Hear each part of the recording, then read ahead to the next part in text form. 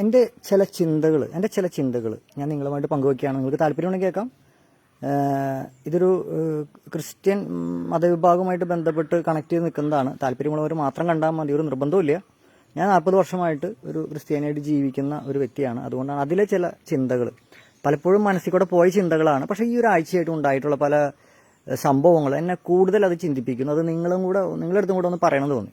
വലിയ കാര്യമുള്ള കാര്യമൊന്നുമല്ല, വലിയ അന്താരാഷ്ട്ര വിഷയങ്ങളൊക്കെ ഇവിടെ നടക്കുന്നുണ്ട്. എനിക്കൊരു വലിയ വിഷയമായതുകൊണ്ട് അത് പറയണമെന്നുള്ളൂ. ഓക്കെ, പോയിന്റിലേക്ക് വരാം. പുരോഹിതര് പ്രീസ്റ്റ്, ക്രിസ്ത്യൻ പ്രീസ്റ്റ്, അല്ലെങ്കിൽ അത് പല വിഭാഗങ്ങളുണ്ട് ക്രിസ്ത്യൻസിൽ. അത് ഞാൻ പറയുന്നത് ഒരു പ്രീസ്റ്റ്, അദ്ദേഹം ഒരു ഡിക്റ്റേറ്റർ, ഒരു ഏകാധിപതി. അതായത് ഹിറ്റ്ലറിനെ പോലെ, മുസോളിനിയെ പോലെ, സ്റ്റാൻലിനെ പോലെ ഒരു ഏകാധിപതിയാണോ? അല്ലെങ്കിൽ ജസ്റ്റ് എക്സാമ്പിൾസ് പറഞ്ഞെന്നുള്ളൂ, നിങ്ങൾ കേട്ട് പരിചയമുള്ളൂ. ഒരുപാട് സ്ഥലത്ത് ഒരുപാട് ഏകാധിപതികൾ ഉണ്ടെന്ന് പറയുന്നു. അവർ ഏകാധിപതികളാണ് അവർ പറഞ്ഞതാണോ, അല്ലെങ്കിൽ അവരെ എതിർക്കുന്ന ആൾക്കാർ അവരങ്ങനെ ബ്രാൻഡ് ചെയ്ത് അവരെ നശിപ്പിക്കാൻ വേണ്ടി ശ്രമിച്ചതാണെന്നൊക്കെ നിങ്ങൾ അന്വേഷിക്കാം. അപ്പോൾ ഞാൻ പറയുന്നത്, ഒരു പുരോഹിതൻ അദ്ദേഹം ഒരു ഏകാധിപതിയാണോ, ഡിക്റ്റേറ്ററാണോ? പക്ഷെ എനിക്ക് അങ്ങനെ തോന്നുന്നു. ഒരു ക്രിസ്ത്യൻ ഒരു ചരിത്രം എടുത്തിട്ടുണ്ടെങ്കിൽ റോമൻ സാമ്രാജ്യമായിട്ട് ബന്ധപ്പെട്ട് അതിന് വലിയ കണക്ഷൻ ഉണ്ട്. അതായത് കോൺസ്റ്റാന്റിൻ ചക്രവർത്തി ക്രിസ്തുമതം സ്വീകരിച്ചപ്പോഴാണ് ക്രിസ്ത്യാനികൾ അദ്ദേഹത്തിന്റെ രാജ്യം വിപുലീകരിക്കേണ്ട ഭാഗമായി അദ്ദേഹം ക്രിസ്തുമതം സ്വീകരിക്കുകയാണ്. അതായത് റോം എന്ന് പറയുന്നത് റോമൻ സാമ്രാജ്യ യുദ്ധങ്ങളുടെ ഒരു നീണ്ട ഒരു നിരയാണ്. ഞാൻ വലിയ ഹിസ്റ്റോറിയൻ എന്നല്ല, എൻ്റെ പഠനമേഖല കമ്പ്യൂട്ടർ ആയിരുന്നു എനിക്ക്. പക്ഷേ അവിടെ നിന്ന് ഇവിടുന്ന് കേട്ട അറിവുകളും വായിച്ചറിഞ്ഞതും സുഹൃത്തുക്കളിൽ നിന്ന് കേട്ടതൊക്കെയാണ്. അപ്പോൾ ഈ റോമൻ എന്ന് പറയുന്ന റോമൻ സാമ്രാജ്യത്തിൽ ചക്രവർത്തിമാർ തന്നെ ആരാണ് യഥാർത്ഥ ചക്രവർത്തി അല്ലെങ്കിൽ ആരാണ് യഥാർത്ഥ കിങ് എന്ന് പറയുന്ന ഫൈറ്റുകൾ ഒരുപാട് നടക്കാറുണ്ട്. കണ്ടിന്യൂസ് ആയിട്ട് നടക്കും പല സമയങ്ങളിൽ, പല കാലഘട്ടങ്ങളിലും. അങ്ങനെ ഒരു യുദ്ധത്തിന്റെ പേര് ഞാൻ മറന്നുപോയി. ഈ കോൺസ്റ്റാന്റിൻ ചക്രവർത്തി റോമിലേക്ക് കടക്കാനായിട്ട് ഒരു പാലം ക്രോസ് ചെയ്യണം. ആ പാലത്തിൽ വെച്ചൊരു യുദ്ധം നടക്കുകയാണ്. പക്ഷേ ഈ വ്യക്തി കോൺസ്റ്റാന്റിൻ ചക്രവർത്തിക്ക് ഉള്ളിലോട്ട് കയറാൻ പറ്റുന്നില്ല. അപ്പം ആ സമയത്ത് ഇതൊരു സ്റ്റോറിയാണോ അല്ലെങ്കിൽ അദ്ദേഹത്തിന് ഉണ്ടായിട്ടുള്ള ഒരു വെളിപാടാണോ എന്നറിയില്ല. ആകാശത്ത് ഒരു അശരീരി പോലെ വരികയോ എന്തോ കേൾക്കുകയാണ്, നീ കുരിശടയാളത്തിൽ യുദ്ധം ചെയ്യുക, കുരിശ് വരച്ചിട്ട് എല്ലാ അടയാളങ്ങളും കുരിശായിട്ട് മാറ്റാൻ പറയാണ്. അങ്ങനെ ആ യുദ്ധത്തിൽ ആൾ ജയിക്കുന്ന അദ്ദേഹം റോമിന്റെ ചക്രവർത്തിയായിട്ട് മാറുന്നു. ഓക്കെ, അപ്പോൾ ആളാണ് യഥാർത്ഥ ചക്രവർത്തി എന്നുള്ളത് അങ്ങനെ ആക്കപ്പെടുകയാണ്. അതാണ് അവിടുത്തെ ഒരു സംവിധാനം. യുദ്ധം എന്ന് പറഞ്ഞ രക്ഷയില്ലാത്ത യുദ്ധം നമ്മുടെ നാട്ടിലുണ്ടായിരുന്നില്ല അങ്ങനെ യുദ്ധങ്ങൾ. ഇപ്പം അങ്ങനെ ഇല്ല. അപ്പോൾ അപ്പം അങ്ങനെ അദ്ദേഹം പറഞ്ഞു, ഞാൻ ജയിക്കാൻ കാരണമായത് ഈ ക്രിസ്തു അല്ലെങ്കിൽ ഈ പറയുന്ന കുരിശാണ് എന്നുള്ളൊരു ചിന്തയിൽ ആൾ പറഞ്ഞു, ഞാൻ ക്രിസ്തുമതം സ്വീകരിക്കുകയാണ്. അപ്പം അദ്ദേഹത്തിന്റെ സാമ്രാജ്യം വലിയൊരു ഏരിയയാണ്. അത് കറക്റ്റായിട്ട് ഹിസ്റ്ററി അറിഞ്ഞാൽ അതിന്റെ ഭൂപ്രദേശങ്ങളൊക്കെ നമുക്ക് അറിയാൻ പറ്റില്ല. All road leads to Rome എന്നൊക്കെ ഒരു ഇതുണ്ടല്ലോ, പ്രയോഗങ്ങളുണ്ടല്ലോ. എല്ലാ റോഡുകളും റോമിലേക്ക് എത്തപ്പെടുന്നു എന്നാണ് പറയുന്നത്. ഇന്നും ഏകദേശം അങ്ങനെയൊക്കെ ഉണ്ടല്ലോ. എല്ലാ രാജ്യങ്ങളിലും ഈ പറയുന്ന വത്തിക്കാൻ എന്ന് പറയുന്ന അല്ലെങ്കിൽ അത്തരം പ്രസ്ഥാനങ്ങൾക്ക് അവരുടേതായിട്ടുള്ള ശാഖകളുണ്ട്. അല്ലെങ്കിൽ പെന്തക്കോസ്റ്റൽ സമൂഹങ്ങളായാലും പ്രൊട്ടസ്റ്റൻസ് ഒക്കെ സ്പ്ലിറ്റായി പോവാണ് പല ഘട്ടങ്ങളിലും. അപ്പോൾ അതൊക്കെ വലിയ ഹിസ്റ്ററിയാണ്. അതൊക്കെ വലിയ ഹിസ്റ്റോറിയൻസ് പലതോടെ പറഞ്ഞിട്ട് അതിലേക്കൊന്നുമല്ല ഞാൻ പറയുന്നത്. അപ്പോൾ ഈ കോൺസ്റ്റാന്റിൻ ചക്രവർത്തി ക്രിസ്തുമതം സ്വീകരിച്ചപ്പോൾ ക്രിസ്ത്യാനികളൊക്കെ ഭയപ്പെട്ട് ഉള്ളിലിരിക്കുകയായിരുന്നു. അവരെ ചുമ്മാ പന്തമായിട്ട് കത്തിക്കുക, മൃഗങ്ങൾക്ക് ഇട്ടുകൊടുക്കുക, ഇതേപോലുള്ള കലാപരിപാടികളാണ് റോമിൽ നടന്നുകൊണ്ടിരുന്നത്. കൊളോസിയങ്ങളൊക്കെ നടന്നുകൊണ്ടിരുന്ന അറിയാലോ.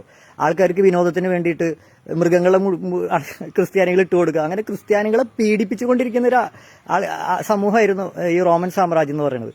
പക്ഷേ ഈ കോൺസ്റ്റാന്റിൻ ചക്രവർത്തിക്ക് ഇങ്ങനെ ഒരു അനുഭവം ഉണ്ടായി പറയപ്പെടുന്നു, അല്ലെങ്കിൽ അദ്ദേഹത്തിന് ഉണ്ടായി. അതിനുശേഷം അദ്ദേഹം ക്രിസ്തുമതം സ്വീകരിച്ചു.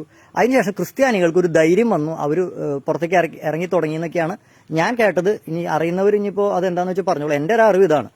അപ്പോൾ അതിനുശേഷം ഒരു പർട്ടിക്കുലർ സമയത്ത് വെച്ചിട്ട് എന്താ പറയുക, ഇപ്പോഴത്തെ മാർപ്പാപ്പ എന്ന് പറയുന്നത് ഈ റോമൻ സാമ്രാജ്യം നിലനിന്നിരുന്നെങ്കിൽ അന്നത്തെ ചക്രവർത്തിയായിട്ട് ഇരിക്കേണ്ട ഒരാളാണ്. പക്ഷേ മാർപ്പാപ്പയ്ക്ക് പടയാളികളില്ല. മാർപ്പാപ്പ സമാധാനത്തിൻ്റെ അവരുടെ ആ യുദ്ധം അങ്ങനെ പറയുന്ന ആ സംവിധാനത്തിൽ നിന്ന് മാറിയിട്ട് അവർ ഇന്റലക്ച്വലായിട്ട് ആൾക്കാരിലേക്ക് വേറെ കുറെ സർവീസസും മറ്റുമായിട്ട് അവർ സമൂഹത്തിലേക്ക് ഇറങ്ങുകയാണ് ചെയ്തത്.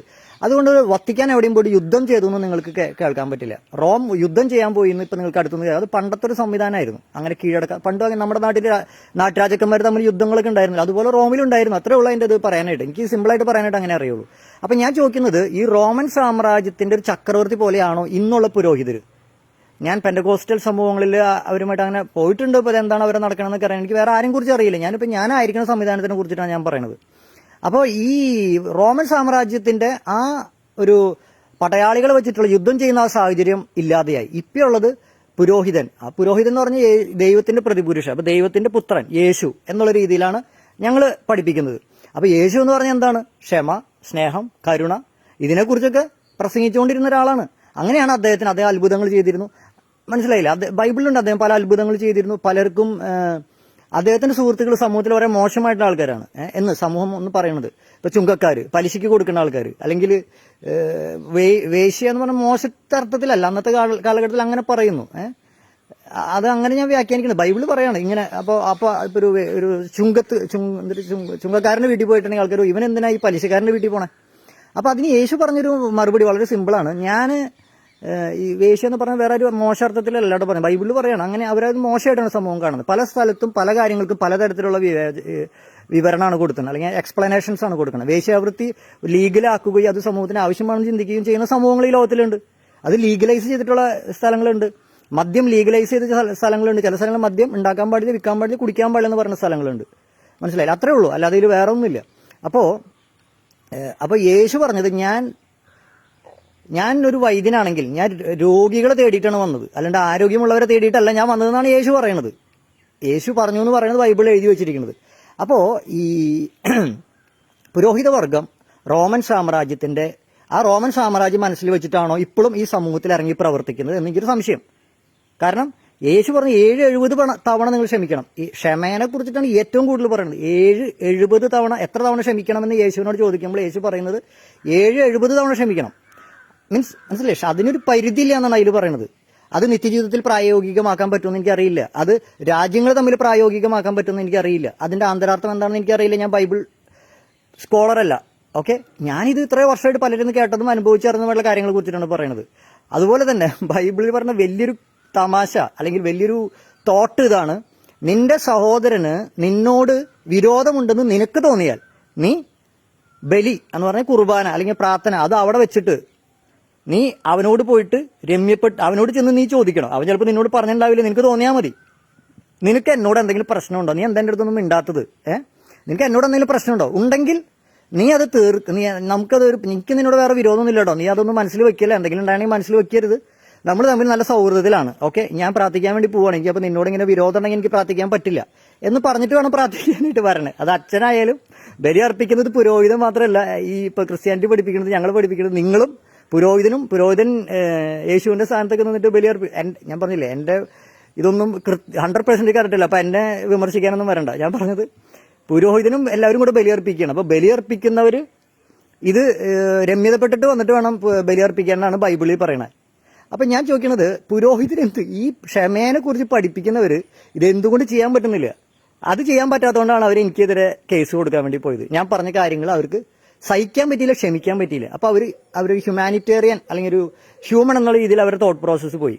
അപ്പോൾ ഒരു പുരോഹിതന്റെ മേലെ ഇപ്പൊ ഇവിടെ ബിഷപ്പ് വരുന്നുണ്ട്. അപ്പോൾ പുരോഹിതൻ ക്ഷമിക്കുന്നതിനേക്കാളും കൂടുതൽ ബിഷപ്പ് ക്ഷമിക്കണം. കാരണം അത്രയും നല്ലവനായതുകൊണ്ടാണ് ബിഷപ്പ് ആവുന്നത്. അല്ലെങ്കിൽ അതിനേക്കാളും ബെറ്റർ ആകുമ്പോഴാണ് കർദിനാളാവുന്നത്. അല്ലെങ്കിൽ അതിനേക്കാളും ബെറ്റർ ആകുമ്പോഴാണ് മാർപ്പാപ്പയാവുന്നത്. അപ്പോൾ മാർപ്പാപ്പ വളരെ സൗമ്യനാണ്. മനസ്സിലായില്ല? ആളുടെ ഒക്കെ രീതികൾ കണ്ടിട്ടില്ലേ? പണ്ടത്തെ റോമൻ ചക്രവർത്തി അല്ല ഇന്നത്തെ മാർപ്പാപ്പ. അദ്ദേഹം വളരെ സൈലന്റ് ആണ്. നിങ്ങളാള് എന്ത് പറഞ്ഞാലും ജോൺ പോൾ രണ്ടാമനെ ഉണ്ടല്ലോ, വെടിവെച്ച് കഴിഞ്ഞിട്ട് അദ്ദേഹം ക്ഷമിച്ചതാണ് ആരുടെ വെടിവെച്ചവനോട്. എത്രയോ സ്ഥലങ്ങളിൽ പലരും അങ്ങനെ ക്ഷമിക്കുന്നു. അപ്പൊ ഞാൻ ചോദിക്കുന്നത്, ഈ ക്ഷമേനെയും കരുണേനെയും സ്നേഹത്തിനെയും കുറിച്ച് പറയുന്ന ഒരു പുരോഹിതൻ തന്റെ കുഞ്ഞാട് ഒരു തെറ്റ് ചെയ്യുമ്പോൾ അദ്ദേഹത്തോട് ക്ഷമിക്കാതെ അദ്ദേഹത്തിനെ കാരാഗ്രഹത്തിലേക്ക് അടയ്ക്കാനായിട്ടുള്ള വഴികളാണ് നോക്കണേ.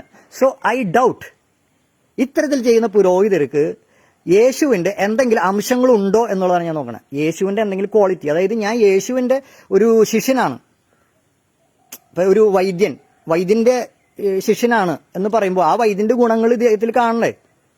കണ്ടാലല്ലേ അദ്ദേഹം ഇന്ന ആളുടെ ശിഷ്യനാന്ന് പറയാൻ പറ്റുള്ളൂ. കാരണം അദ്ദേഹത്തിന്റെ കഴിവുകൾ ശിഷ്യനിൽ ഒരു 15-20% കിട്ടണം. അപ്പോഴാണ് അദ്ദേഹത്തിന്റെ ശിഷ്യനാണെന്ന് പറയാൻ പറ്റുള്ളൂ. അപ്പൊ യേശുവിന്റെ ശിഷ്യനാണെന്ന് പറഞ്ഞ് പ്രത്യേക വസ്ത്രം ധരിച്ച് നമുക്ക് ഉപദേശങ്ങൾ തരികയും അത് പ്രാവർത്തികമാക്കാതിരിക്കുകയും ചെയ്യുമ്പോൾ നമുക്ക് സംശയിക്കേണ്ടിയിരിക്കുന്നു. അതിനുശേഷം ഇത് എന്നെ കാരാഗ്രഹത്തിലേക്ക് അടയ്ക്കാനായിട്ടുള്ള വഴികൾ തേടിയിട്ടാണ് ഈ വ്യക്തി പോയത്. സോ ഞാൻ സംശയിക്കുന്നു, ഇവരൊരു ഡിക്റ്റേറ്ററാണോ? റോമൻ സാമ്രാജ്യത്തിന്റെ ആ ഒരു ഡിക്റ്റേറ്റർഷിപ്പാണോ, ഏകാധിപത്യമാണോ ഇവരെ ഇത് ചെയ്യിക്കുന്നത്? അതല്ലെങ്കിൽ 12-13 വർഷം പഠനം നടത്തി ഒരു പുരോഹിതനാവാനായിട്ട് അതിനു വേണ്ടിയിട്ടുള്ള തയ്യാറെടുപ്പുകൾ നടത്തി വരുന്ന ഒരു പുരോഹിതന്റെ ചെകിടത്തടിച്ചാൽ പോലും, മുഖത്ത് തുപ്പിയാൽ പോലും അവനത് തുടച്ചു കളയുള്ളൂ, അവനത് താങ്ക് യു പറഞ്ഞു പോവുള്ളൂ. കാരണം യേശു ഒരു പരിധി വരെ അത് ചെയ്തത്. നീ ചെയ്യണത് എന്താണെന്ന് നിനക്കറിയില്ല, അതുകൊണ്ട് നിന്നോട് ഞാൻ ക്ഷമിച്ചിരിക്കണു എന്നാണ് യേശു കുരിശിൽ കിടന്നിട്ട് പറഞ്ഞത്. വാള്, അതായത് ഈ റോമൻ സാമ്രാജ്യത്തിന്റെ ആളുകൾ, പടയാളികളടക്കം യേശുവിനെ പിടിക്കാൻ വന്നപ്പോൾ, കാരണം യേശു ഭയങ്കര ശല്യക്കാരനായിരുന്നു, ഇവർക്കെതിരെ നിരന്തര ചോദ്യം ചെയ്യലും ഇവരെ വിമർശനമായിരുന്നു പുള്ളിയുടെ മെയിൻ കലാപരിപാടി. അത് ഇവർക്ക് താങ്ങാൻ പറ്റിയില്ല. അപ്പോൾ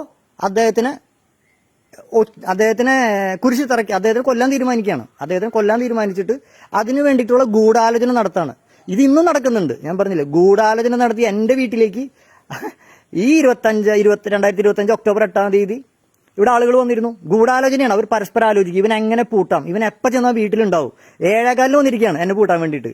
അപ്പോൾ കുരിശിൽ കിടക്കുമ്പോൾ യേശു പറഞ്ഞത്, അദ്ദേഹത്തിനെ കൊല്ലാനായിട്ട് ശ്രമിക്കുമ്പോൾ, ഇവർ ചെയ്യണത് എന്താണെന്ന് ഇവർക്കറിയില്ല, അതുകൊണ്ട് ഇവരോട് ക്ഷമിക്കണമേ എന്ന് ദൈവത്തിനോട് അദ്ദേഹത്തിനെ അയച്ചു എന്ന് പറയപ്പെടുന്ന, അല്ലെങ്കിൽ അദ്ദേഹത്തിന്റെ മുകളിലുള്ള ആ അദൃശ്യമായിട്ടുള്ള ആ ഒരു ശക്തിയോട് പറയാണ്, ഇവരെന്താണ് ഇവന്മാർ ചെയ്യണമെന്ന് ഇവർക്കറിയില്ല, അപ്പൊ ഇവരോട് ക്ഷമിക്കണം എന്നാണ് പുള്ളി പറയണേ. അപ്പോൾ അദ്ദേഹത്തിന്റെ ഒരു ശിഷ്യൻ, അല്ലെങ്കിൽ അദ്ദേഹത്തിന്റെ ഒരു പരിചയക്കാരൻ, അല്ലെങ്കിൽ അദ്ദേഹവുമായിട്ട് സമയം ചെലവഴിച്ച ഒരു വ്യക്തി, അല്ലെങ്കിൽ അദ്ദേഹത്തെ മനസ്സിലാക്കിയ വ്യക്തി നമ്മുടെ അടുത്ത് എടുക്കേണ്ടതും അതേ രീതി തന്നെയാണ്. അല്ലെങ്കിൽ മനസ്സിലാക്കാം, ഈ വ്യക്തി ഒരു വ്യാജനാണ്, അദ്ദേഹത്തിന് ഈ വ്യക്തിയുമായിട്ട്, യേശുവുമായിട്ട്, അല്ലെങ്കിൽ അദ്ദേഹത്തെ മനസ്സിലാക്കാൻ സാധിച്ചിട്ടുള്ള ആളുമായിട്ട് യാതൊരുവിധ ബന്ധവുമില്ല. അപ്പോൾ എൻ്റെ ചോദ്യം ഇതൊന്നും, അപ്പോൾ പുരോഹിതനോട് എല്ലാവർക്കും ഭയമാണ്. പുരോഹിതനോട് വിമർശിക്കാൻ പാടില്ല, പുരോഹിതന്റെ തെറ്റുകൾ ചൂണ്ടിക്കാണിക്കാൻ പാടില്ല. അപ്പോൾ നിങ്ങൾ നരകത്തിൽ പോകുന്നതാണ് ഇവിടെ ഞങ്ങളൊക്കെ പറഞ്ഞ് പഠിപ്പിച്ചേക്കണേ. ശാപം, എൻ്റെ അമ്മ പോലും ഈ ശാപവാക്കുകളെ കുറിച്ച് പറയുകയും പലരും, ഞാനത് പറഞ്ഞു കഴിഞ്ഞാൽ ഭയങ്കര ബുദ്ധിമുട്ടുകളാണ്. ഇത് ഇങ്ങനെ മനുഷ്യന് അത്രയധികം മെന്റലി എന്താ പറയുക, ഇൻഫ്ലുവൻസ് ചെയ്യാണ് ഇവരുടെ വാക്കുകളും കാര്യങ്ങളും. ഞാൻ പറഞ്ഞത്, ഒരാളോട് കരുണ തോന്നാനായിട്ട് നമുക്ക് യൂണിവേഴ്സിറ്റി പോയിട്ട് പഠിക്കേണ്ട കാര്യമുണ്ടോ? ഒരാളെ റെസ്പെക്ട് ചെയ്യാൻ, ഒരാളെ സ്നേഹിക്കാൻ, ഒരാളെ മനസ്സിലാക്കാൻ നമ്മൾ യൂണിവേഴ്സിറ്റിയിലേക്ക് എന്താ പോകണം? അതിനൊരു മനുഷ്യത്വം എന്ന് പറഞ്ഞ ഗുണം ഉണ്ടായ പോരെ? 4 ആൾക്കാരായിട്ട് ഇടപെട്ട് കഴിഞ്ഞാൽ ആ ഗുണം നമുക്ക് കിട്ടില്ലേ? ഇതിനൊക്കെ പോയിട്ട് നമ്മൾ യൂണിവേഴ്സിറ്റി പോയിട്ട് പഠിക്കേണ്ട വല്ല കാര്യമുണ്ടോ? ഇനി അതും പഠിച്ചിട്ട് പോലും ഇതാവാൻ പറ്റുന്നില്ലെങ്കിൽ എന്താണ് അതിന്റെ അർത്ഥം? ഒരു ദേവാലയം നിർമ്മിക്കാൻ ഒരു നാട് തമ്മിലടിച്ചുകൊണ്ടിരിക്കുകയാണ്. നിങ്ങൾ വരൂ, ഞാൻ ഈ പറയണ നുണയാണെങ്കിൽ എന്റെ ചെകിടത്ത് അടിച്ചോളൂ, നിങ്ങൾ എന്റെ വീട്ടിൽ വന്ന് അടിച്ചോളൂ. ഒരു ദേവാലയം, ദൈവത്തിന് വേണ്ടി ആലയം നിർമ്മിക്കാനും അവിടെ ഇരുന്ന് പ്രാർത്ഥിക്കാനും വേണ്ടിയിട്ട് ഒരു നിർമ്മാണ പ്രവർത്തനം നടത്തുമ്പോൾ അവിടെ ജനങ്ങൾ തമ്മിലടിക്കേണ്ടി വരുന്നു. തമ്മിലടിക്കേണ്ടി വരുന്നു പറഞ്ഞാൽ കലാപാന്തരീക്ഷത്തിലേക്ക് വരെ പോകുന്നു. ഇത് ഉണ്ടായ സംഭവമാണ്, ഞാൻ വെറുതെ പറയണതല്ല. സോ എന്തുകൊണ്ട് ഈ അധികാരികൾ, ഈ പുരോഹിതന് മേലെയുള്ള അധികാരികൾ ഇത് അറിയുന്നില്ല? ഇത് ഇന്നോ ഇന്നലെ തുടങ്ങിയതല്ല, 6-7 വർഷമായി, 8 വർഷത്തിന് മേലെ ഇപ്പോഴത് അവസാനിച്ചിട്ടില്ല. പക്ഷെ അത് അടുത്തൊരു ഘട്ടത്തിലേക്ക് പോകണം കണ്ടപ്പോൾ അതിനൊരു തടയിടാൻ വേണ്ടിയിട്ടാണ് ഞാനൊരു പോസ്റ്റ് ഇട്ടത്. ഓക്കെ, അത് എന്ന് പറയുന്നത് അടുത്തത് പള്ളി പൊളിക്കുക. അതായത് ഈ മതം എന്ന് പറയുന്നത്, ദൈവവിശ്വാസം എന്നൊക്കെ പറയുന്നത്, അല്ലെങ്കിൽ നിങ്ങളൊരു ക്ലബ്ബ് ആയിക്കോട്ടെ, ഒരു ക്ലബ്ബ്, നിങ്ങളുടെ ഒരു 50 വർഷമായിട്ട് നിങ്ങളുടെ പൂർവികരും നിങ്ങൾ പോയിക്കൊണ്ടിരുന്ന ഒരു ക്ലബ്ബ്, ആ ബിൽഡിംഗ് പൊളിക്കണമെന്നുണ്ടെങ്കിൽ ഇപ്പോൾ ആ ക്ലബിലെ മെമ്പേഴ്സ് ആയിട്ടുള്ള ആൾക്കാരോട് ഒരു കൂടിയാലോചന നടത്തേണ്ട, എല്ലാവരും ഒരു മീറ്റിംഗ് ഒക്കെ വിളിച്ച് നമ്മളിത് പൊളിക്കേണ്ട സമയമായിട്ടുണ്ട്, അല്ലെങ്കിൽ 2 മാസം കഴിയുമ്പോൾ പൊളിക്കും, എല്ലാവരും വിളിച്ച് പറയണ്ടേ? അത് പറയാതെ ആകുമ്പോൾ എന്താണോ, മറ്റുള്ള ക്ലബ്ബ് മെമ്പേഴ്സ്, ആ യോഗത്തിലുള്ള മറ്റാൾക്കാർ പ്രശ്നങ്ങൾ ഉണ്ടാക്കും. അതിൽ ഇമോഷണലായിട്ട് ആ നിർമ്മിതിയുമായിട്ട് ആത്മബന്ധമുള്ള ആൾക്കാരുണ്ടാവും, അവരുടെ പ്രശ്നങ്ങൾ ഉണ്ടാകും, വയലൻസ് ഉണ്ടാവും. ഇത് ഒരു തവണ ഇവിടെ ഉണ്ടായതാണ്, വേറൊരു വിഷയമായിട്ട് ബന്ധപ്പെട്ട് കൂട്ടമണി അടിച്ച ആൾക്കാർ വിളിച്ചതാണ്. ഇതൊരു സിനിമാ കഥയല്ല ഞാൻ പറയണത്, it's a real thing that is happening or already happened. സംഭവിച്ചതും സംഭവിച്ചുകൊണ്ടിരിക്കുന്നതുമായ കാര്യങ്ങളാണ് ഞാൻ പറയുന്നത്. അപ്പൊ അങ്ങനെ ഒന്നും ഇല്ലാതിരിക്കാൻ ഈ മേലധികാരികൾ, ഈ പുരോഹിതന്റെ മേലെയുള്ള മേലധികാരികൾ അത് മനസ്സിലാക്കാനും അതിലിടപെട്ട് ഇത് സമാധാനത്തിൽ കൊണ്ടുപോകാനും. നിങ്ങളൊന്ന് ആലോചിക്കൂ, ഒരു നിർമ്മാണ പ്രവർത്തനം 7 കോടി അല്ലെങ്കിൽ 7 കോടി 10 ലക്ഷത്തിനെന്ന് പറയപ്പെടുന്നു, അത് 10 കോടി വരെ വരും, അതിന് മേലെ പോകുമെന്ന് പറയുന്നു. അത്തരം ഒരു നിർമ്മാണ പ്രവർത്തനം നടത്തുന്ന ഒരു സ്ഥാപനത്തിൽ ഒരു ലാപ്ടോപ്പ് പോലും ആ ഓർഗനൈസേഷനിൽ സ്വന്തമായിട്ടില്ല, കണക്കുകൾ അതിലല്ല സൂക്ഷിക്കുന്നത്, വ്യക്തിപരമായിട്ടുള്ളൊരു ലാപ്ടോപ്പിലാണ് സൂക്ഷിക്കുന്നത് എന്ന് പറഞ്ഞാൽ ഇതിലെന്തെങ്കിലും അത് ഇതുണ്ടോ, ന്യായമുണ്ടോ? അത് സുതാര്യമല്ലല്ലോ. അത് പണം ഇടപാട് സുതാര്യമല്ലാതാക്കാനായിട്ടുള്ളൊരു നടപടിയാണ് പ്രൈവറ്റ് വ്യക്തിയുടെ ലാപ്ടോപ്പിൽ സൂക്ഷിക്കുക എന്നുള്ളത്. ഞാൻ അതിനെ ചോദ്യം ചെയ്തു. ഞങ്ങളുടെ വീടുകളിലേക്ക് തന്ന പ്ലാനിൽ രണ്ട് നിലയാണ് പള്ളിയുടെ സ്ട്രക്ചർ. ഇത് പണിത് വന്നപ്പോൾ 3 നിലയായി. പള്ളിയിലേക്ക് കയറാനുള്ള സ്റ്റെപ്പുകൾ 16 എണ്ണമാണ്. പ്രായമായവർക്ക് കയറാൻ ബുദ്ധിമുട്ടാണ്. അപ്പോൾ ഞാനതിനെ ചോദ്യം ചെയ്തു, ഈ ജനങ്ങളെ പണം എടുത്തിട്ടല്ലേ ഇതൊക്കെ ചെയ്യുന്നത്? അപ്പൊ ലാവിഷായിട്ട് കൊട്ടേഷൻസ് വിളിക്കുന്നതിലെ ഒരു സുതാര്യത കുറവ്, ഇത് ഞാൻ അതിന്റെ ഒരു മീൻസ് ഒരു പൊസിഷനിൽ ഇരുന്ന സമയത്ത് 2022-25 കാലഘട്ടത്തിൽ അതിലൊരു ഉത്തരവാദിത്തപ്പെട്ട പൊസിഷനിൽ ഇരുന്നപ്പോൾ പലപ്പോഴും ഞാനത് സുതാര്യമായിട്ട് ചെയ്യണം, ജനങ്ങളെ വിശ്വാസം ആർജിച്ച് ചെയ്യണമെന്ന് പറഞ്ഞത് ഇവരാരും കേൾക്കാൻ തയ്യാറായില്ല. മനസ്സിലായില്ലേ? ഞാനിങ്ങനെ പുറത്തു വന്ന് പറയുന്ന ഒരാളല്ല, ഉള്ളില് പലപ്പോഴും പറഞ്ഞത് അവർ കേൾക്കാൻ തയ്യാറായിട്ടുണ്ടായിരുന്നില്ല. മനസ്സിലായില്ല? അതൊരു ഡിക്റ്റേറ്ററിന്റെ ഒരു സ്വഭാവമാണ്, ഡിക്റ്റേറ്ററിന്റെ സ്വഭാവം, അല്ലാതെ ജനാധിപത്യ സ്വഭാവത്തിലല്ല. ഇവിടെ നടക്കുന്ന ജനാധിപത്യ രീതിയിലാണ് ഈ തെരഞ്ഞെടുപ്പുകൾ നടത്തിയിട്ടാണ് ഇതെല്ലാം ചെയ്യണതെന്നാണ് അവർ വരുത്തി തീർക്കുന്നത്. പക്ഷെ അങ്ങനെയല്ല, ഇതൊരു പക്ക പൊളിറ്റിക്സ് ആണ്. ഒരാൾക്ക് ഒരു പ്രത്യേക ലക്ഷ്യമുണ്ട്, ആ ലക്ഷ്യത്തിലേക്ക് ഞാൻ പറഞ്ഞില്ലേ, പുരോഹിതനെ എടുത്ത് ആരും അങ്ങനെ എഴുന്നേറ്റ് നിന്ന് വിമർശിക്കാൻ തയ്യാറാവില്ല. കാരണം ഭയമാണ്, ദൈവത്തിന്റെ പ്രതിപുരുഷനാണ്. അദ്ദേഹത്തിന് അങ്ങനെ നിങ്ങൾ ചെയ്യുന്നത് ശരിയല്ല എന്ന് മുഖത്ത് നോക്കി പറയാനായിട്ട് വലിയ ധൈര്യം വേണം, ചെറിയ ധൈര്യം പോരാ. അദ്ദേഹം ഒരുപാട് പഠനങ്ങൾ നടത്തിയിട്ടും സ്റ്റഡീസും കഴിഞ്ഞും ഒക്കെ വരുന്ന ഒരാളാണ്. പക്ഷെ സാധാരണക്കാർക്ക് അങ്ങനെ വലിയ പഠിപ്പും കാര്യങ്ങളൊന്നും ഉണ്ടാവില്ല. അവർക്ക് 10ാം ക്ലാസ് ആയിരിക്കും, +2 ആയിരിക്കും, മാക്സിമം പോയി ഡിഗ്രി. വലിയ ക്വാളിഫിക്കേഷൻ, വലിയ സെറ്റപ്പൊക്കെ ഉള്ള ആൾക്കാരൊന്നും ഇത്തരം പരിപാടികൾക്കൊന്നും വരില്ല. ഒക്കെ പാവപ്പെട്ട ആൾക്കാരുകളാണ് വരുന്നത്. അപ്പോൾ ഇത്തരം കാര്യങ്ങൾ അവർക്ക് വളം വെച്ച് കൊടുക്കുകയാണ്. അവർക്ക് ആരും ചോദിക്കാനില്ല, ആരും ഒന്നിനും പോടാപ്പില്ലേ, ഇത് ഞാൻ പറയും നിങ്ങൾ അനുസരിക്കുക. പിന്നെ കുറച്ച് കമ്മിറ്റി അംഗങ്ങളുണ്ട്, നിങ്ങൾ പൈസ തരാം, ഞങ്ങൾ പള്ളി അങ്ങ് പണിത് തരും, വേറെ കണക്കോ കാര്യങ്ങളോ ഒന്നും ചോദിക്കരുത്. ഇപ്പൊ നമ്മൾ ചോദിക്കുകയാണ്, നിങ്ങൾക്ക് ഇനി എത്ര രൂപ പിരിച്ചു കിട്ടും ഈ ദേവാലയം നിർമ്മിക്കാൻ, എത്ര രൂപ കൃത്യമായിട്ട് കിട്ടി, അതൊക്കെ കറക്റ്റായിട്ട് ഈ ജനം വെറുതെ പള്ളിയിൽ നിന്നതൊന്നും വിളിച്ചു പറഞ്ഞുകൊണ്ട് കാര്യമില്ല. അതിനൊക്കെ ചോദ്യങ്ങൾ ചോദിച്ച് നമുക്ക് സമയം തന്ന് അത് സംസാരിക്കാൻ സമയം വേണം. അതല്ലെങ്കിൽ ഇപ്പോഴുള്ള ഒരു പള്ളി പൊളിച്ചിട്ട് നമ്മൾ പള്ളിപ്പണിയുടെ ഒരു 30% കഷ്ടിച്ചായിട്ടുള്ളൂ, ഇത് പൊളിച്ചിട്ട് കഴിഞ്ഞാൽ പിന്നെ ബുദ്ധിമുട്ടുകളായി. അതുകൊണ്ട് നമ്മൾ പറഞ്ഞു നിങ്ങളിങ്ങനെ ചെയ്യരുത്. പക്ഷേ അനൗൺസ് ചെയ്ത് കഴിഞ്ഞു ഇത് പൊളിക്കാൻ പോവാണ്. ഓക്കെ, അപ്പൊ ഇങ്ങനെയൊക്കെയുള്ള വിഷയങ്ങളെ അപ്പൊ ഞാൻ പറഞ്ഞു, ഈ എല്ലാ വിഷയങ്ങളും ചെന്നെത്തുന്നത് പുരോഹിതൻ ഒരു ഡിക്റ്റേറ്റർ ആണോ, ഒരു ഏകാധിപതിയാണോ എന്നുള്ള ചോദ്യത്തിലാണ്. അപ്പോൾ കണ്ടിരിക്കുന്ന നിങ്ങളെല്ലാവരും, ഞാൻ പറഞ്ഞില്ല, ഒരുപാട് നല്ല പുരോഹിതരുണ്ട്, ഒരുപാട് നല്ല പുരോഹിതർ, ഞാൻ അവരെ കണ്ടിട്ടുമുണ്ട്. പക്ഷേ അവരാ സംവിധാനത്തിൽ ദ ലാസ്റ്റ് വേർഡ് ശരിയോ തെറ്റോ അവരുടെയാണ്. ലാസ്റ്റ് വേർഡ് ശരിയോ തെറ്റോ അത് അവരുടേതാണ്. അപ്പോൾ നിങ്ങൾക്ക് ഞാൻ പറഞ്ഞില്ലേ, ഒരുപാട് പുരോഹിതരുണ്ട്, ഒരുപാട് പുരോഹിതർ. നമ്മൾ വളരെ കുറച്ച് പുരോഹിതരൊക്കെയാണ് കാണുന്നത്. ഒരു പുരോഹിതൻ വന്ന 3 വർഷം ഇവിടെ ഇരിക്കും. അപ്പോൾ ഒരാൾ 100 വയസ്സ് വരെ ജീവിക്കുകയാണെങ്കിൽ അറിഞ്ഞൂടെ, 30 പുരോഹിതരെയാണ് അവൻ കാണുന്നത്, അല്ലെങ്കിൽ 30-40 പുരോഹിതരെ അവൻ കാണും. 35 മീൻസ് അത്ര അവൻ കാണുന്നുള്ളൂ, ബാക്കി എത്രയോ ആൾക്കാരുണ്ട്. പക്ഷേ ഞാൻ പൊതുവിൽ ഇവരെ കണ്ടപ്പോൾ ഇവർ പറയുന്നത് നമ്മൾ കേട്ടോളണം. ശരിയാണെങ്കിൽ നമുക്ക് കേൾക്കാലോ, അല്ലെ? ശരി പറയാണ്, നമുക്ക് ന്യായമായിട്ടുള്ള നമുക്ക് കേൾക്കാം, അനുസരിക്കാം. പക്ഷെ ന്യായമല്ലാത്തതും നമ്മൾ അനുസരിക്കേണ്ടി വരാണ്. പക്ഷെ ഇവരൊരു കമ്മിറ്റി ഉണ്ടാക്കി വെക്കുന്നു, ഒരു പൊളിറ്റിക്കൽ സംവിധാനം പോലെ ഇവർ വർക്ക് ചെയ്യാണ് ഈ ചർച്ചുകളുടെ ഉള്ളിൽ, ഈ പള്ളികളുടെ ഉള്ളിൽ അല്ലെങ്കിൽ ഇടവകളിൽ അങ്ങനെ ഒരു സംവിധാനം ചലിക്കുന്നു. അതിൽ ഈ കുടുംബക്കാർ പല അവിടെ സ്ഥിരമായിട്ട് താമസിക്കുന്നവരുണ്ടാവും, വന്ന് താമസിക്കുന്നവരുണ്ടാവാം, പല പൈസയുള്ളവരുണ്ടാവാം, ഇല്ലാത്തവരുണ്ടാവാം. ഇവരെ തമ്മിൽ ഒരു പ്രത്യേക തരം പൊളിറ്റിക്സ് കളിച്ചിട്ട് അത് ഈ സംവിധാനം മുന്നോട്ട് കൊണ്ടുപോവാണ്. ഇത് അങ്ങനെ കൊണ്ടുപോകുന്ന ഒരു സംവിധാനമല്ല. കാരണം സഭ എന്ന് പറയുന്നത് യേശുവിന്റെ ശിഷ്യനായിട്ടുള്ള പത്രോസ് സ്ഥാപിതമായതാണെന്നാണ് പറയപ്പെടുന്നത്. അപ്പോൾ ഇങ്ങനെയാണ് ഈ ഒരു ഡിക്റ്റാറ്റർഷിപ്പിലേക്ക് വരുന്നത്. യേശുവിന്റെ ശിഷ്യൻ എന്ന് പറഞ്ഞാൽ യേശുവിന്റെ സ്വഭാവ സവിശേഷതകളുള്ള ഒരു വ്യക്തിയാണ്. അപ്പൊ അദ്ദേഹം സ്ഥാപിച്ച സഭ, പത്രോസ് പൗലോസ്, എന്റെ മെമ്മറിയിൽ നിന്ന് പോയി. അപ്പൊ ആ വ്യക്തി ഇനി 10 വിമർശിക്കണം, ഇവന് അതുപോലെ അറിയില്ലേ?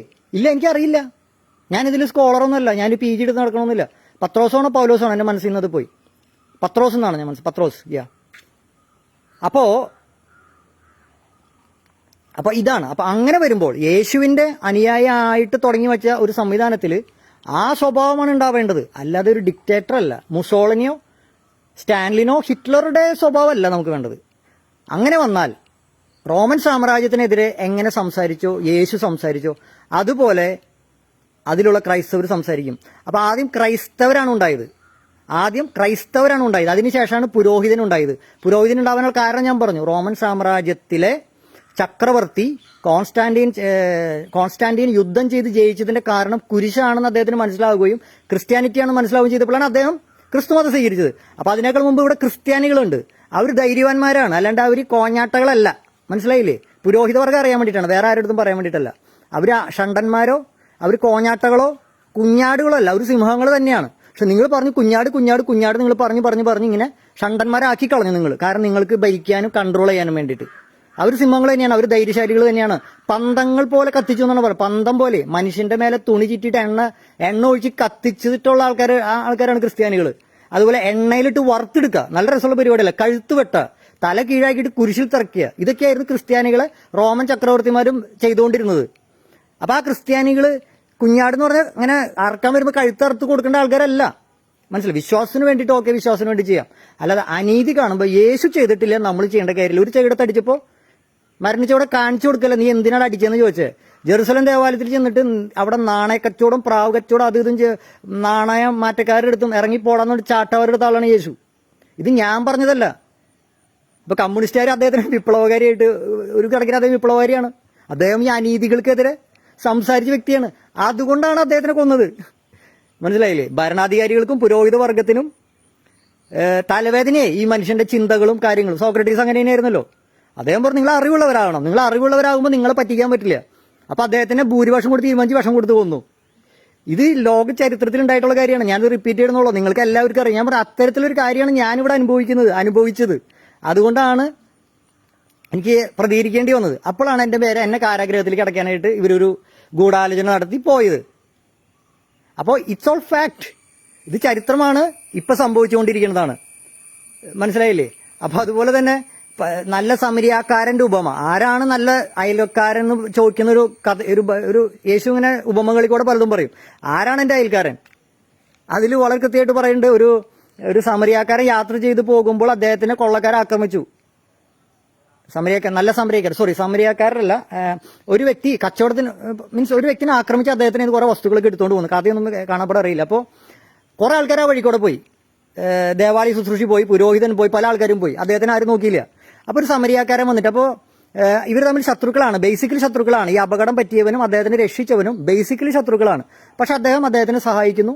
അപ്പൊ അതിലും പറയുന്നത് പുരോഹിതൻ അതിൽ കൂടെ കടന്നുപോയി, അവൻ സഹായിച്ചില്ല എന്നാണ് അതിൽ പറഞ്ഞു വരുന്നത്. അതിവിടെ പള്ളിയിൽ പ്രസംഗിച്ചുകൊണ്ടിരിക്കുന്നുണ്ട്, ഇപ്പോഴും പറഞ്ഞുകൊണ്ടിരിക്കുന്നുണ്ട്. പുരോഹിതൻ തന്നെ പറയണു പുരോഹിതർ ശരിയല്ല എന്ന് അയാൾ തന്നെ പറഞ്ഞുകൊണ്ടിരിക്കുന്നുണ്ട്. അത് കേട്ട് തൊണ്ട തൊടാതെ വിഴുങ്ങിയ ആൾക്കാർ ഇപ്പോഴും ജീവിച്ചുകൊണ്ടിരിക്കുന്നുണ്ട്. അപ്പൊ ഞാൻ പറഞ്ഞത് ബൈബിളിൽ പറയുന്ന കാര്യങ്ങൾ ഇവർ നടപ്പിലാക്കുന്നില്ല. ഇതാണ് എന്റെ പ്രശ്നം. അതാണ് ഞാൻ 50 വർഷമായിട്ട് പ്രസംഗിച്ചുകൊണ്ടിരിക്കുന്ന കാര്യം. എനിക്ക് നടപ്പിലാക്കാൻ പറ്റുന്നില്ലെങ്കിൽ ബെറ്റർ ക്യൂട്ട് ദ പ്രീച്ചിങ്. പ്രസംഗം നിർത്താം, വേറെ എവിടെയെങ്കിലും പോവാ. അതല്ലെങ്കിൽ പ്രസംഗിക്കുന്ന കാര്യങ്ങൾ നടപ്പിലാക്കാൻ പറ്റണം, അതല്ലെങ്കിൽ പ്രസംഗിക്കരുത്. അപ്പൊ എൻ്റെ ഒരു ഫ്രണ്ട് പറഞ്ഞു പ്രീച്ച് ചെയ്യുന്നതെല്ലാം പഠിപ്പിക്കാൻ പറ്റില്ല എന്ന്. അതായത് പറഞ്ഞു നടക്കുന്ന എല്ലാ കാര്യങ്ങളും പ്രസംഗിക്കുന്ന കാര്യങ്ങൾ നടപ്പിലാക്കാൻ പറ്റില്ല എന്ന്. ചെയ്യണ്ട, പ്രശ്നം തീർന്നില്ലേ? ചെയ്യണ്ടെന്നേ, നിർബന്ധിക്കേണ്ട മറ്റുള്ളവരെ, അത്രയെങ്കിലും ചെയ്യാലോ. അപ്പൊ ഇതാണ് ഞാൻ പറഞ്ഞ പോയിന്റ്. ഇതാണ്, പുരോഹിതൻ ഒരു ഡിക്റ്റേറ്റർ ആണോ? എൻ്റെ ഒരു അനുഭവത്തിൽ ഇപ്പോഴുള്ള ഈ പുരോഹിതൻ ഡിക്റ്റേറ്ററാണ്. മനസ്സിലായില്ലേ? ഏകാധിപതിയാണ്. അപ്പൊ അദ്ദേഹത്തിന്റെ അനീതികൾക്കെതിരെ ഞാൻ ശബ്ദം ഉയർത്തി എന്നുള്ളത് എൻ്റെ ഭാഗത്തുള്ള തെറ്റാണെന്ന് അവർ പറയുന്നു. ഞാൻ എൻ്റെ ശരി ചെയ്യുന്നു, ഞാൻ അതിൽ ഉറച്ചു നിൽക്കുന്നു. ഓക്കെ, നിങ്ങളുടെ തോട്ട്സ് നിങ്ങളോട് ഷെയർ ചെയ്യുക. ഞാനൊരു മാനസിക രോഗിയൊന്നല്ല, അങ്ങനെ ചിന്തിക്കേണ്ട. ഇവിടെ കുറെ ആൾക്കാർക്ക് മാനസിക രോഗിയാണ്, ഇവൻ മാനസിക രോഗിയാണ്, ഇവന് പ്രാന്താണ്. ഇത് തന്നെയാണ് യേശുവിൻ്റെ അടുത്തും പറഞ്ഞുകൊണ്ടിരുന്നത്. ഇവന്റെ വേശികളുടെ അടുത്ത് പോകുന്നു, ചുങ്കക്കാരൻ്റെ അടുത്ത് പോകുന്നു, കണ്ട തെണ്ടികളുടെ അടുത്ത് പോകുന്നു. അപ്പൊ യേശു പറഞ്ഞ മറുപടി ഇത് തന്നെയാണ്. ഞാൻ അവരെ തേടിയിട്ടാണ് വന്നത്. അതായത് ഒരു ഡോക്ടർ രോഗികളെ തേടിയിട്ടാണല്ലോ പോകുന്നത്, ഞാൻ അവരെ തേടിയിട്ടാണ് വന്നത്. അപ്പൊ അതിൽ നിങ്ങൾ വിഷമിക്കേണ്ട, ആരോഗ്യമുള്ളവനല്ല, രോഗമുള്ളവൻ തേടിയിട്ടാണ് അദ്ദേഹം വന്നതെന്നാണ് അദ്ദേഹം പറഞ്ഞത്. മനസ്സിലായില്ലേ? അപ്പൊ നിങ്ങൾ ചിന്തിക്കും, ഞാൻ ഈ പറയുന്ന കാര്യങ്ങളിൽ ശരികേടുണ്ട്, ലോജിക്കില്ലാത്ത കാര്യമാണ് പറയുന്നത് എന്നുണ്ടെങ്കിൽ നിങ്ങൾ കമന്റ് ചെയ്യൂ. Okay, thank you.